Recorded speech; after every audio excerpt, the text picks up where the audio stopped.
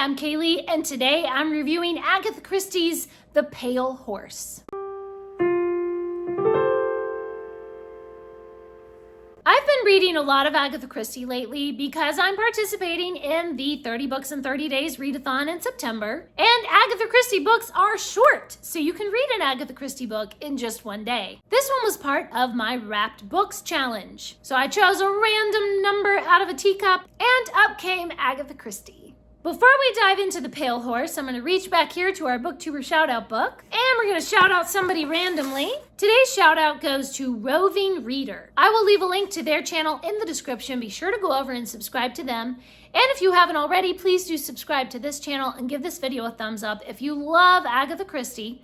And be sure to check out my Agatha Christie playlist where I review a lot of her books because I really love Agatha Christie. And of course, follow me over on Instagram and Goodreads and Storygraph and all the places. The Pale Horse is number 5 in the Ariadne Oliver series. Ariadne Oliver isn't really in this book very much, but it mostly follows a friend of hers called Mark.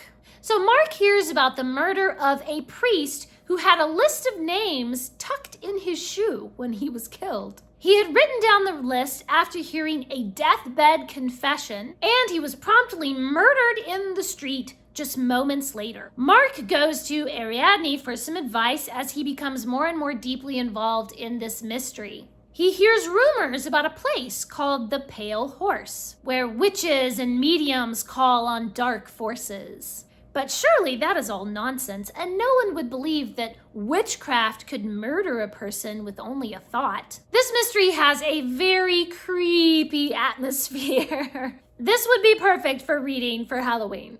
Mark gets really weirded out by the witchcraft and the stuff that's going on, and he begins to wonder what connection there could be with the murder of this priest. He starts to get where he just can't even tell what is real and true anymore, and he starts to think, well, I don't know, maybe these witches really are calling on spirits or something, and then they can murder people just by doing some kind of dark rites or something. But his rational mind tells him that it has to be all fake. There has to be a scientific explanation for what is happening.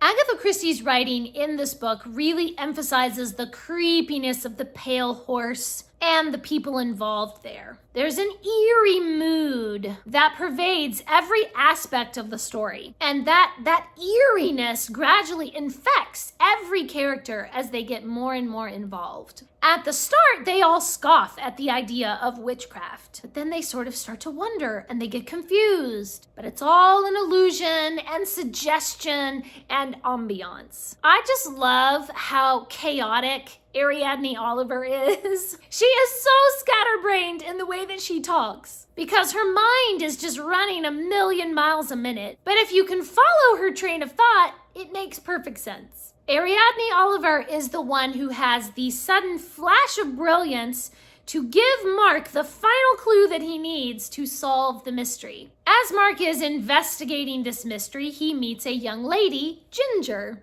and she can help him to uncover certain facts. And together they follow a line of inquiry that, of course, gets them into trouble and they end up in danger. But Ginger proves herself to be up to the challenge. She is not afraid, but Mark is very worried for her safety. The romance between them is a little bit insta-love. They do fall in love pretty quickly, but it's just so intense, everything that's going on. There is so much at stake for both of them. So it makes sense that in these intense moments that they would have a lot of intense emotions that start to develop for each other. I really enjoyed seeing them get closer as they investigate the mystery together. The plot kept me guessing right up to the end. I had no idea who the murderer could be. Agatha Christie always manages to surprise me. I gave this book 4 stars. Please leave me a comment and let me know what is one of your very favorite Agatha Christie books. Thanks for watching. Please subscribe, and remember, the right book in the right hands at the right time can change the world.